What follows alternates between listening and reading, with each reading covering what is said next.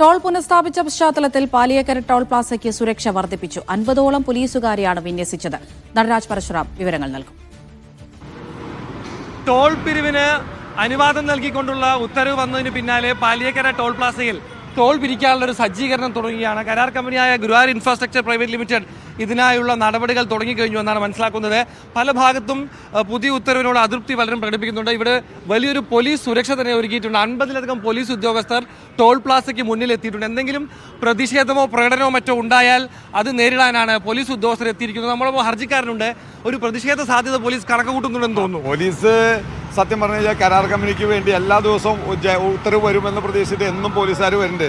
പോലീസുകാർക്ക് കരാർ കമ്പനിയോട് വളരെ സ്നേഹം മനസ്സിലാക്കണം. അത് സംസ്ഥാന സർക്കാരിനത്, അതായത് സുപ്രീം കോടതിയിൽ തടസ്സ ഹർജി കൊടുക്കാൻ സംസ്ഥാന സർക്കാർ തയ്യാറായില്ല.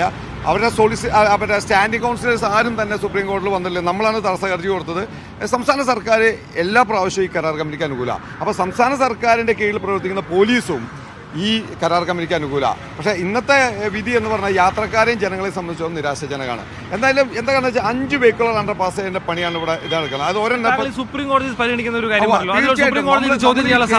ഈ കേസിന്റെ ഇന്നത്തെ ജഡ്ജ്മെന്റ് നോക്കിയിട്ട് എന്താ കാരണം വെച്ചാൽ സുപ്രീം കോടതിയുടെ വിധിയിൽ ഒരു കാര്യം പറഞ്ഞിട്ടുണ്ട്. സുഗമമായ ട്രാഫിക് പറ്റില്ലെങ്കിൽ സാധിച്ചില്ലെങ്കിൽ അവർക്ക് ടോൾ പിരിക്കാൻ അർഹതയില്ല എന്ന് സുപ്രീം കോടതി പറഞ്ഞിട്ടുണ്ട്. ആ സ്പിരിറ്റ് അനുസരിച്ച് ഈ ഇന്നത്തെ ഉത്തരവിനെ നമ്മൾ പരിശോധിച്ചിട്ടില്ല.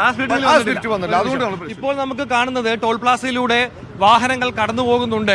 ഇപ്പോൾ ടോളൊന്നും കൊടുക്കേണ്ടതില്ല. പക്ഷേ എത്ര മണിക്കൂർ ഇത്ര സുഗമമായി കടന്നു പോകാൻ കഴിയുമെന്നുള്ള കാര്യം വ്യക്തമല്ല. കാരണം ഉത്തരവ് ലഭിച്ചാൽ ഉടൻ ടോൾ പിരിവ് തുടങ്ങാനുള്ള ഒരു സാധ്യതയാണ് കാണുന്നത്.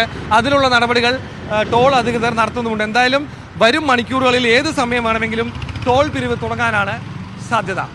അനീഷ് കാഞ്ഞങ്ങാടിനൊപ്പം പാലിയേക്കരയിൽ നിന്നും നടരാജ് പരശുറാം, മീഡിയ 1.